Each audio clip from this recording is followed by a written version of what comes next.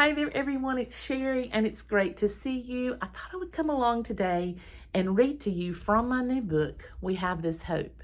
And I wanted to take this opportunity to thank everyone who has purchased a copy of this book. It has been a wonderful response, and it's overwhelming to me to think that something I sort of made up in my head and put on paper, that someone else likes it, that the story resonated with them.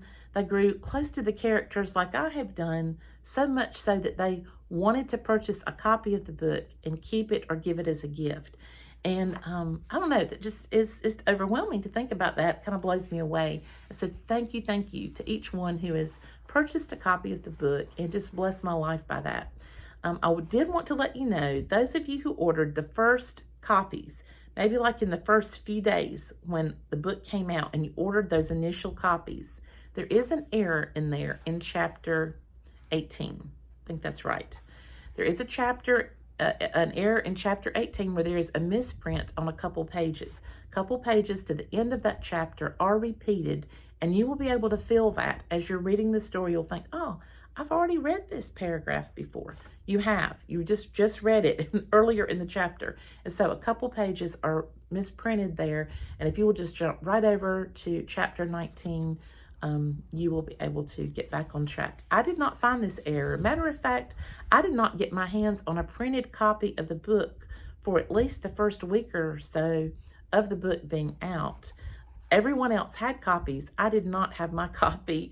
And so I wasn't even able to see that an error had occurred. An early reader wrote to me and said, I love the book. It's wonderful. I went through it in one day, but I will tell you there's a little misprint in here. It's no big deal. It didn't distract me. I was able to jump over it and it was fine. But I contacted the book designer and he said, I do not know how this happened, but we will get it out of there. And so we did. And then it went back to the printers. And so the most recent copies are corrected for you. You might still find an error here and there because I will be honest, it's a lot harder than you think to put together a book without any mistakes in it. It's kind of amazing that it could even happen. Now, back when I was writing this storyline, for those of you who are sort of new and follow me on Facebook, over there, I had just started one day, I think it was in August. I thought, I'm writing this storyline. I write all the time. I do enjoy writing little stories. And so I had been writing this story, and I decided that I was just going to share a little snippet of the story on Facebook. And I can't remember, I think it was in maybe an afternoon post. I just put up a painting and put up part of this little story that I was writing. And suddenly there was enormous interest in it. People saying, what is this from? And I was like, oh, it's just a story I'm writing, and people saying I want to hear more. And so I continued with the story. I had some of it already written, so I released a little bit, maybe like one chapter or so at a time. And then I had to keep writing so that more chapters could come about.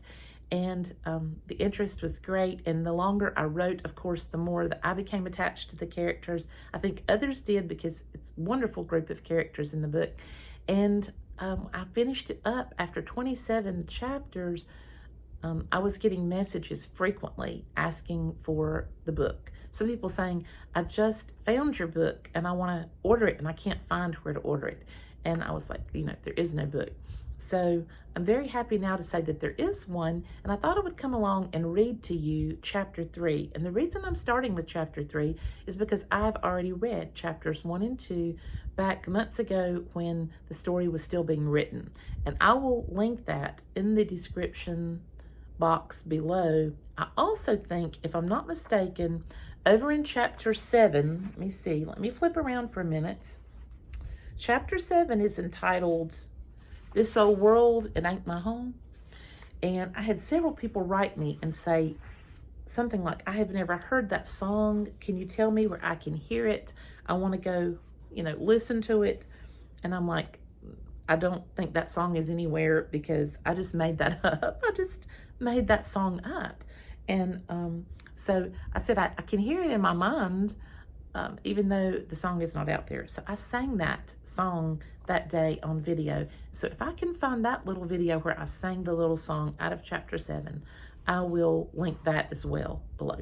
But I thought since I've read 1 and 2, I would jump in with chapter 3, Queen Anne's Lace. Now we know that Sam has had the accident. He's in the hospital. He's having surgery. And Miriam is there, and she is in a state of shock. And she's completely stressed and anxious over the situation. And as she's sitting there in the waiting area, she has thoughts in her mind of this Queen Anne's lace. And, you know, this was something that brought Miriam a little modicum of peace, maybe in that moment, as she was sitting there waiting to hear back from what was going on with Sam. And I thought, in my life, do I have something like that? You know, most of us do. When we get in an anxious moment, is it a song that we hum or can hear that will bring us some calming effect? Is it a cup of tea or a glass of cold water? Is it something that we do, like maybe stitching or writing, or something that brings balance back into a situation that's very intense? And for Miriam, it was the Queen Anne's lace, and thinking about that flower that actually did it for her. And so I will jump in now and read for you, and hopefully I'll be able to get through it without too many little stumbles and stutters, because it's harder to read a chapter out loud than you think. And I'm surprised about that myself. So chapter 3, Queen Anne's Lace. As Miriam sat in the waiting room of the hospital, she found herself twisting the strings of the dirty apron in her lap. To tell the truth, everything inside her felt twisted in an awful sort of way. But she knew she had to be strong for Landon. Soon Miss Martha and her sister Carrie arrived to offer support. After staying a while, Miss Martha suggested that she and Carrie take Landon back home with them, where he could get washed up and have a hot evening meal. She assured Miriam that Landon would be well cared for, and that she would see to it that he said his prayers and was safely tucked in at a reasonable hour. Miriam had lost all track of time since then, but could see out the window that night had fallen. And still there was no word from the operating room. Occasionally, John would say, "Let's not set to worrying yet. Doctors can take a whole heap of time getting stuff stitched up just right." Philip simply sat with hat in hand, staring at the floor.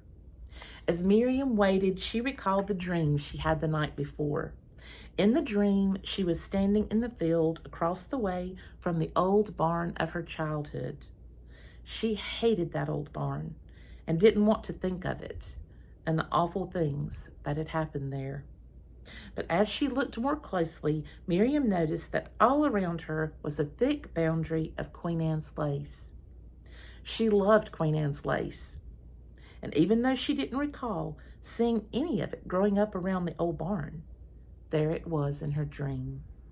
Miriam recalled it was Sam on their wedding day that had explained to her that the Queen Anne's lace in her simple bouquet symbolized safety and refuge. As she was thinking on this, the surgeon appeared in the doorway, and Miriam stood up when she saw him. "Mrs. Barker, your husband is resting comfortably. I did what I could to repair his leg, but I'm just not sure it was enough. It was a critical compound fracture, and it's possible he will need more surgery.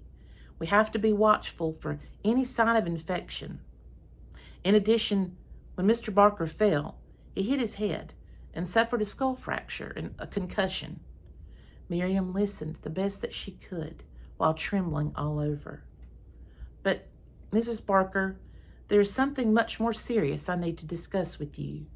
My nurse will be out shortly to show you to my office." Miriam's heart sank. In that moment, she longed to be with Sam in a field of Queen Anne's lace. More than anything, she just wanted them to be together and safe. And so that is the end of chapter 3. She's awaiting this news that the doctor has got to tell her something more serious has happened with Sam, and she's not sure what it is. And we've all been there, right? Where someone says, "There's something I have to tell you. It's really important," or "It's really serious." And then you have that moment that you have to wait. They can't tell you right then. Maybe there's lots of people around, or maybe they need you in a more private moment, and you're having to be on pins and needles, waiting to hear what that thing is. I hope that you enjoy the reading of this chapter, and I would like for you to let me know if you enjoy this or would like to hear more of the book being read aloud. Because I've had a couple of people write to me privately and say they would like to have an audio edition of the book, but there's not one. And I don't even know that I have the option to do that. And so I thought maybe one way I could come along and share the book for those who want to hear the audio and maybe have trouble reading it. I could just release some YouTube videos with chapters being read, and that might help. Friends, it is wonderful to see you today. Like I said in the beginning, thank you so much for all your love and support for me. It has been a blessing to my life for a long, long time. And it's not something I take lightly, because I really do appreciate it. And I love you all and look forward to seeing you next time. Bye-bye.